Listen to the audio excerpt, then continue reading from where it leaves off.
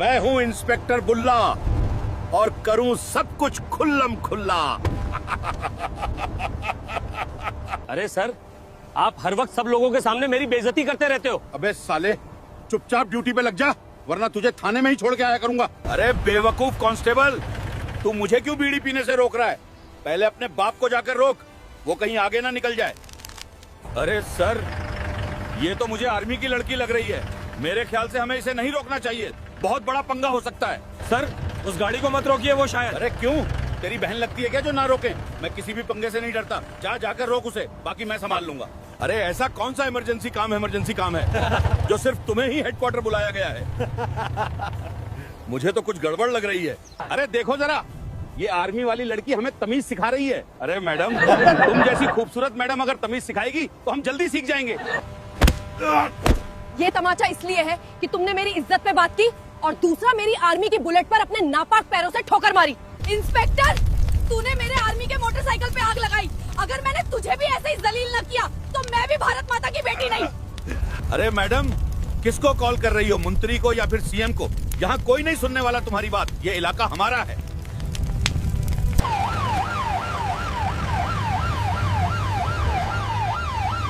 अरे सर, सारा दिन हो गया इसी तरह गर्मी में जलील होते हुए, मगर अभी तक शिकार हाथ नहीं लगा। सोचा था पुलिस में भर्ती होकर खूब माल बटोरूंगा, मगर यहाँ तो चाय तक के पैसे नहीं हैं। अरे सूरज, फिक्र मत करो, मैं तुम्हारा सूरज डूबने नहीं दूंगा। शिकार खुद चलकर हमारे पास आएगा। अब तो रिश्वत लेते हुए भी डर लगता है, कहीं कोई साला वीडियो बनाकर सोशल मीडिया पर न डाल दे। एक बार एक हरामखोर ने मेरी वीडियो बनाकर एसपी साहब को भेज दी थी और बड़ी मुश्किल से मेरी नौकरी बची थी। अब तो अनपढ़ लोगों से भी रिश्वत लेते हुए डर लगता है, कहीं कोई साला इस बार डीएम को न बता दे। सर, अगर हम खाली हाथ वापस गए तो थाने में मौजूद सब लोग हम पे हंसेंगे, फिर हम क्या करेंगे? हाँ साहब, रामू ठीक कह रहा है, हमें कुछ करना होगा, वरना हमारी बेइज्जती हो जाएगी। अरे रिश्वत के पुजारियों, तुम्हें इज्जत की पड़ी है। यहाँ ये सोचकर ही मेरी पैंट तक गीली हो चुकी है। सर, वैसे तो आप बहुत हीरो बनते हैं और अब शिकायत के डर से आपकी पैंट भी गीली हो रही है। चुप कर मूर्ख, शायद तुम भूल रहे हो, इस मासूम चेहरे के पीछे एक जल्लाद छुपा हुआ है। मैं हूँ इंस्पेक्टर बुल्ला और करूँ सब कुछ खुल्लम खुल्ला। चल, तुझे दिखाता हूँ मैं क्या चीज हूँ। अगर आज मैंने सबसे ज्यादा वसूली नहीं की तो मेरा नाम बदल देना। लगता है साहब के अंदर का सोया हुआ शेर जाग चुका है। आज बहुत माल इकट्ठा होगा और दारू भी पिएंगे।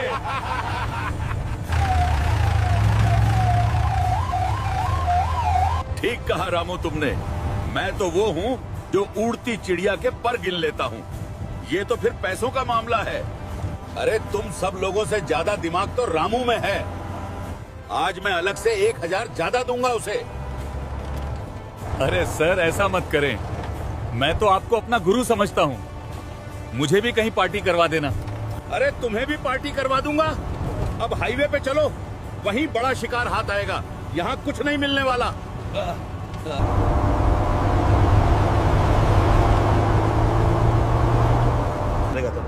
अरे सर, हाईवे पे कहाँ चलें?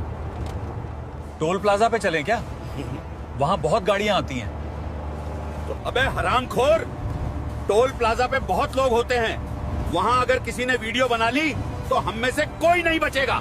किसी ऐसी सुनसान जगह पे चलो जहाँ ज्यादा लोग न हो और हमारा काम भी आसानी से हो जाए।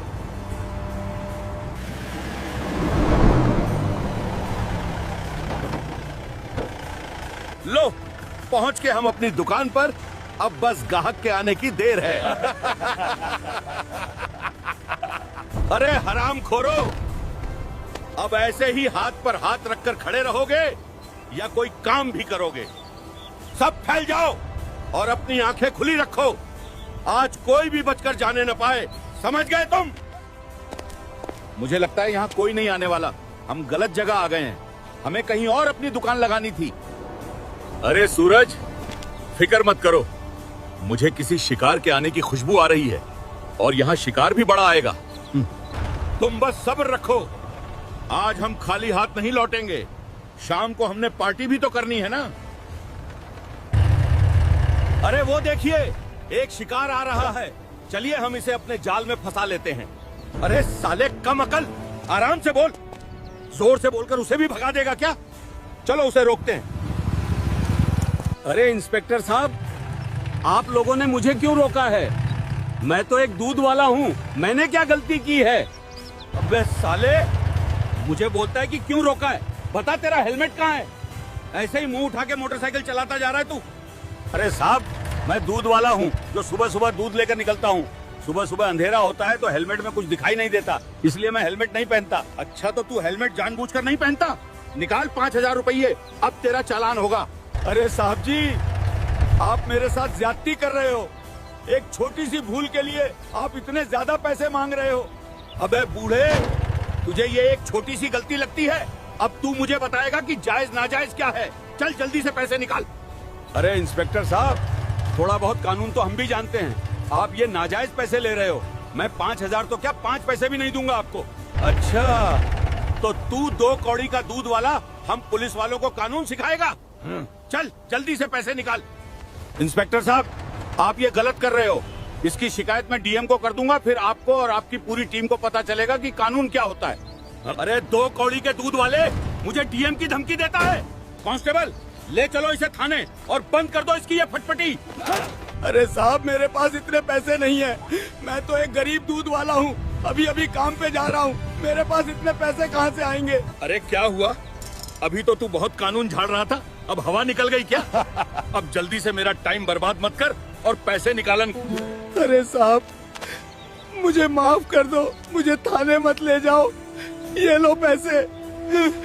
अरे बूढ़े, अभी तो तू चला जा, अब तू तो हमारा डेली का कस्टमर बन गया है। हम रोज यहाँ खड़े होंगे और तू रोज हमें पैसे देके जाएगा। देखा, मैंने कहा था ना, मैं जो चाहता हूँ वो करके ही रहता हूँ। देखो कितनी अच्छी वसूली हुई है। अरे वाह सर, आज तो आपने कमाल ही कर दिया। आज तो जल्दी ही वसूली शुरू हो गई। आपने सही कहा था, आज बहुत माल मिलेगा। अबे साले, चुप, बिल्कुल चुप। दांत ऐसे दिखा रहा है जैसे तुमने खुद वसूली की हो। नालायक कहीं का। इंस्पेक्टर साहब, आपने बिल्कुल ठीक कहा। इससे तो अच्छा अपना जेल का रामू है जो कैदियों पर लाठी तो बरसा लेता है। चलो, अब ये सब हंसी मजाक छोड़ो, सब लोग अपने अपने काम पर लग जाओ। आज की वसूली से मुझे अपनी बीवी को शॉपिंग करवानी है। अगले बकरे के आने का इंतजार करो। वैसे भी इतने से पैसों से सिर्फ हमारा चाय पानी ही बनेगा। आज बहुत काम करना है। अरे सर, आप हर वक्त सब लोगों के सामने मेरी बेइज्जती करते रहते हो। अबे साले, चुपचाप ड्यूटी पे लग जा, वरना तुझे थाने में ही छोड़ के आया करूंगा। सब लोग अच्छे से ड्यूटी करो और इंतजार करो। जब तक कोई मोटा माल नहीं मिल जाता, हम यहाँ से नहीं जाएंगे। अरे सूरज, ये लो पैसे। मेरे लिए एक ठंडी कोल्ड ड्रिंक और एक बीड़ी ले आओ, बहुत गर्मी हो रही है। ठीक है सर, अभी लाया।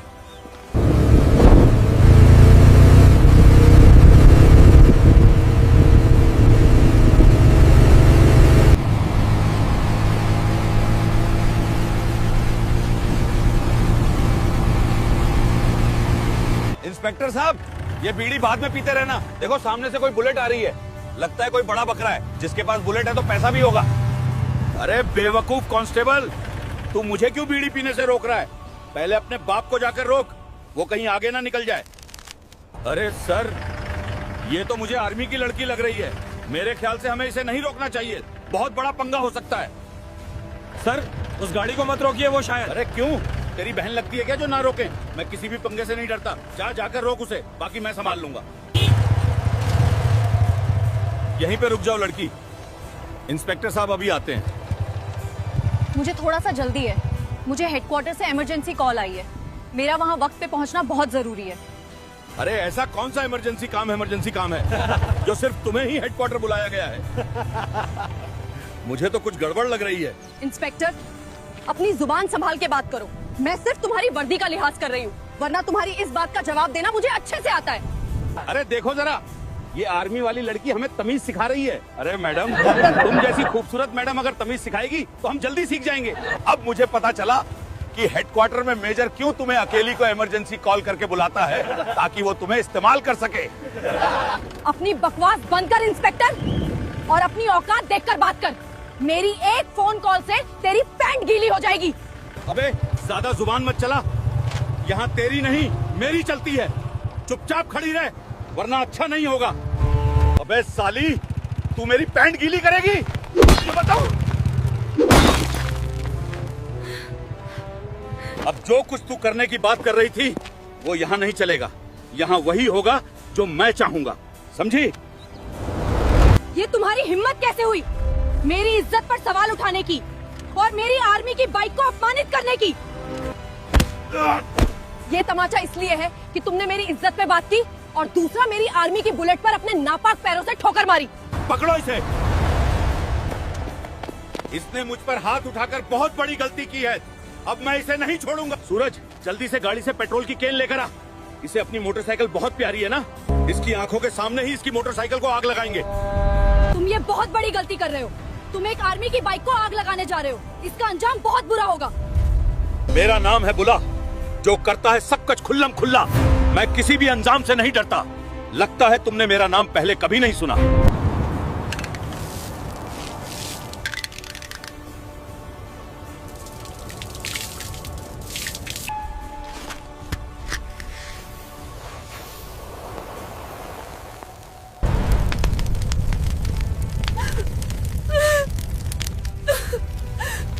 इंस्पेक्टर, तूने मेरे आर्मी के मोटरसाइकिल पे आग लगाई।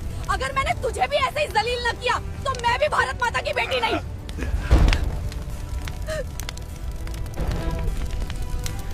तुम क्या बोल रही थी कि एक कॉल में मेरी पैंट गीली करवा दोगी? अब करो अपने उस बाप को फोन। डीएम सर,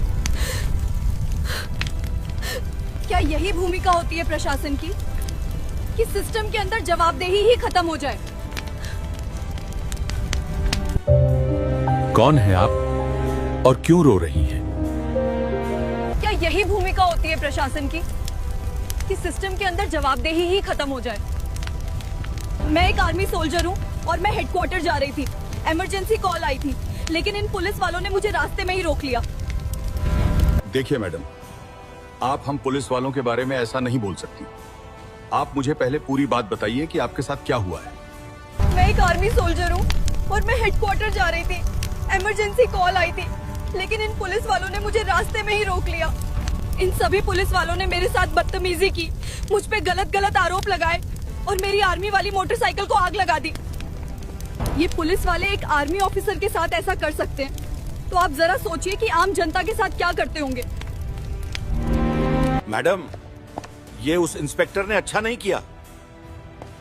आप मुझे अपने मोबाइल की लोकेशन अभी भेजिए, मैं अभी आता हूँ। अरे मैडम, किसको कॉल कर रही हो? मंत्री को या फिर सीएम को? यहाँ कोई नहीं सुनने वाला तुम्हारी बात। ये इलाका हमारा है।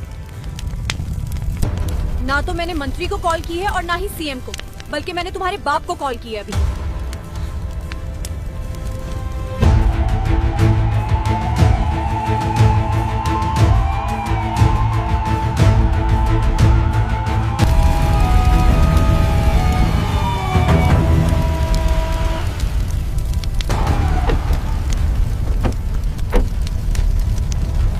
बताइए मैडम, वो कौन सा इंस्पेक्टर है जिसने आपके साथ बदसलूकी की और आपके मोटरसाइकिल को सार्वजनिक रूप से आग लगाई?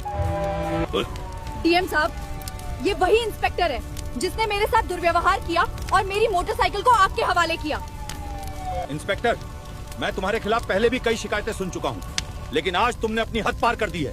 तुम्हें तत्काल प्रभाव से निलंबित किया जाता है। सर, मुझे माफ कर दीजिए।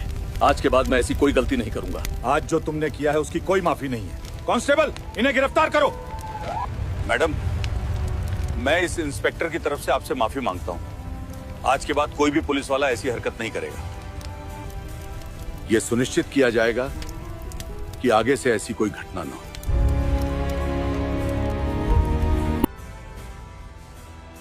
इस कहानी से हमें यह सबक मिलता है कि अख्तियार और ताकत इंसान को जिम्मेदार बनाते हैं, ना कि जालिम।